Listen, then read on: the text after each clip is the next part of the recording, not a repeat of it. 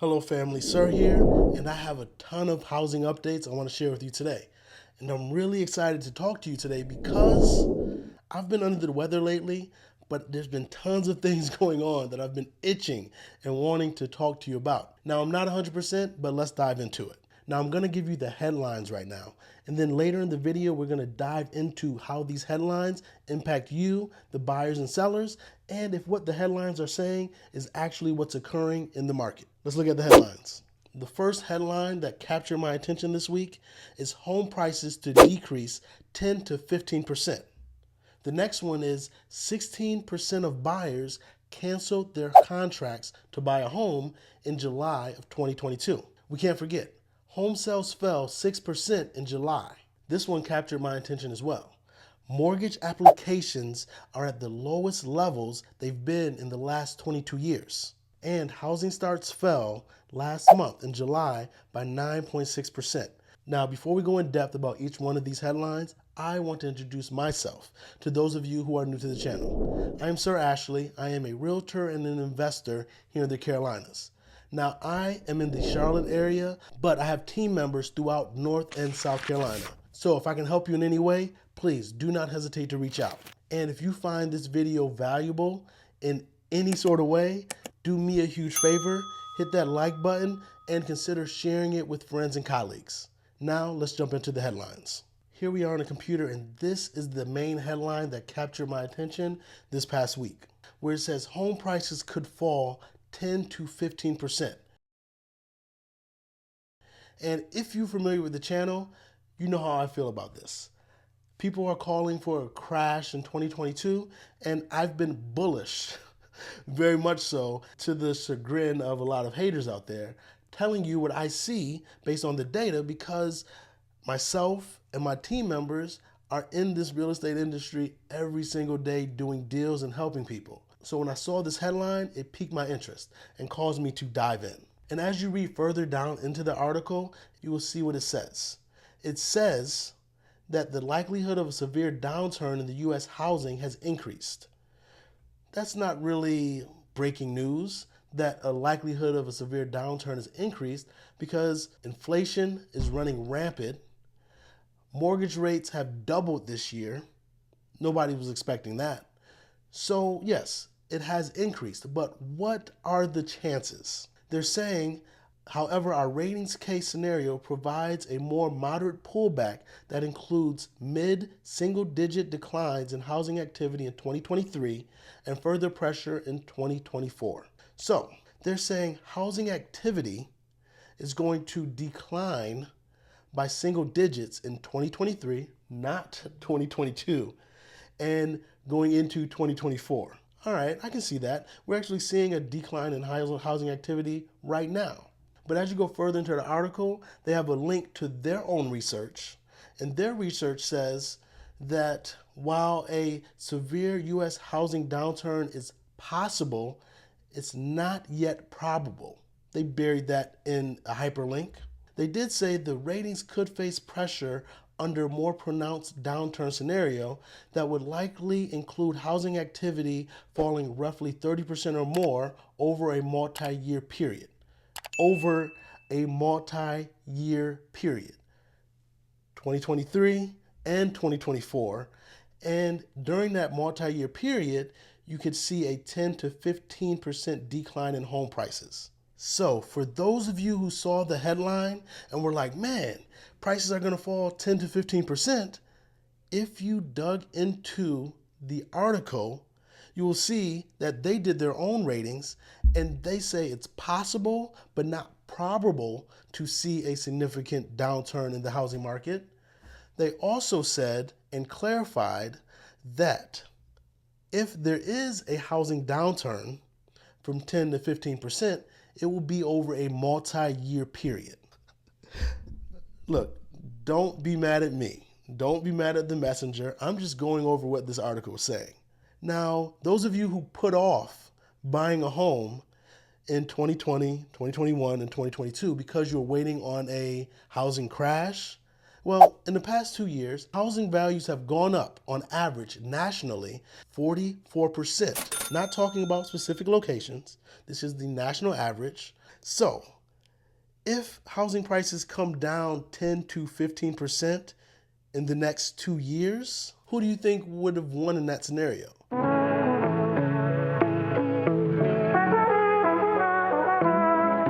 But let's move on to the next article. Now, this next headline talks about how home buyers are backing out of contracts at a record pace. Now, it talks about how just last month in July, 63,000 home purchase contracts were called off. And that's about 16% of homes. Now, the headlines talking about all the home buyers canceling makes it seem like the end of the world is coming.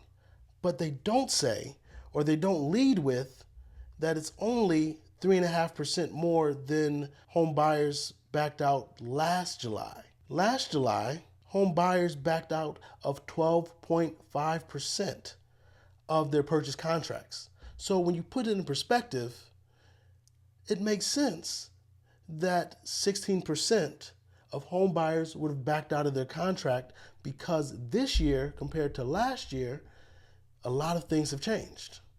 Significantly higher interest rate, inflation is running much hotter, and that would account for the additional 3.5% of buyers backing out of their purchase contract. It just makes sense. Now, if you like this type of information where we go deeper than the headlines and talk about what's really happening in the housing market, be sure to like this video and subscribe to the channel and share it with some colleagues. Now let's move on to the next headline, where it talks about home sales dropping 6% from the month prior. Now, this next article comes from usnews.com, where it talks about home sales falling in July and how it could be a silver lining for buyers. And I actually agree with this, because as home sales fall, that allows buyers to take their time and not feel rushed into making a decision. They're allowed to see their options and puts them in a prime position to negotiate. You have to remember, about 18 million buyers in the US got cut off.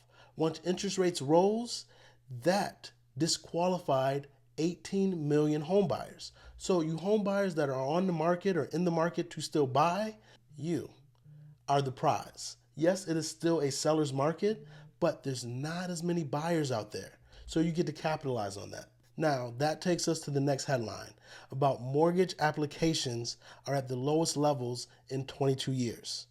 Now, that's because interest rates shot up.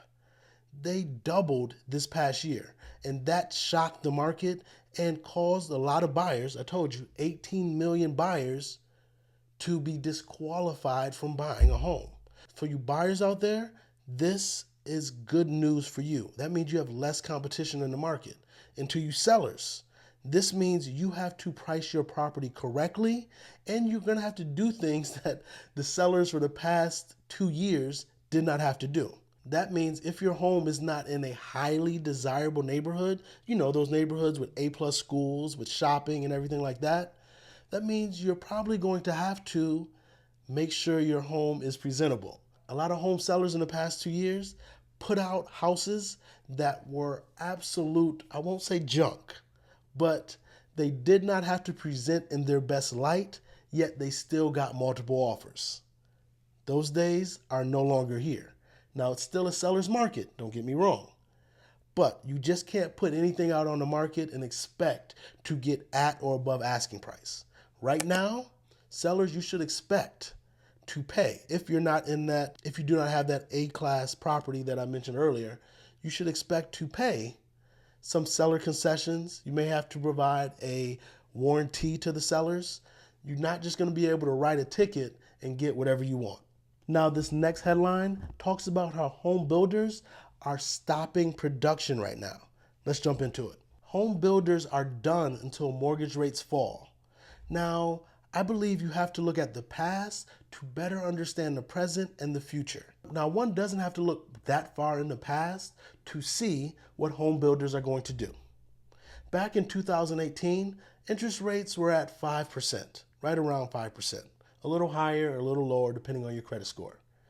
And home builders basically went on pause for the next 24 through 30 months because It just did not make sense for them to flood the market with properties if there was not that many people who could obtain mortgages for those properties.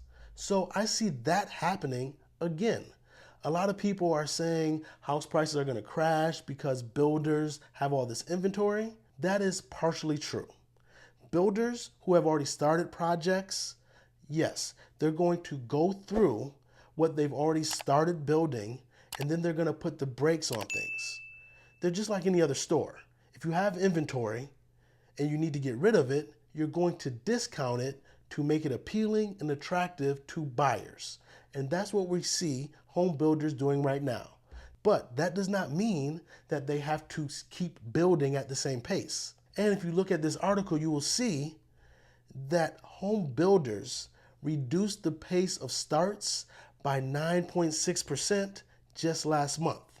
And we can expect that that's going to happen moving forward, if not more so. So builders right now have anywhere from 6 to 8 months of inventory that they need to get through.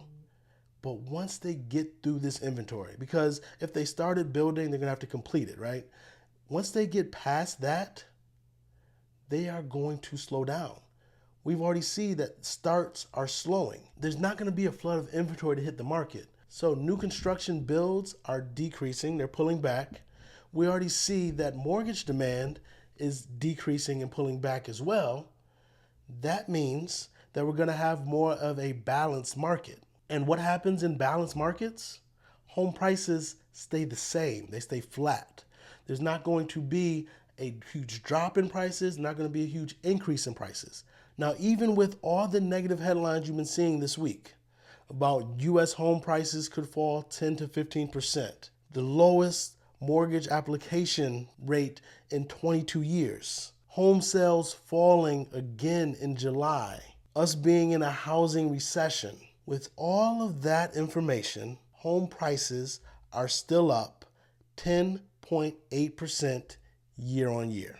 Logan with Housing Wire has coined the term a savagely unhealthy housing market. And I have to agree. This housing market is very unhealthy. So I will be glad when home appreciation is more along the lines of 3-4% annually. Because in the past 2 years, home values have appreciated 44%. That is very unhealthy. So yes, there should be some correction. Do I see a crash? No.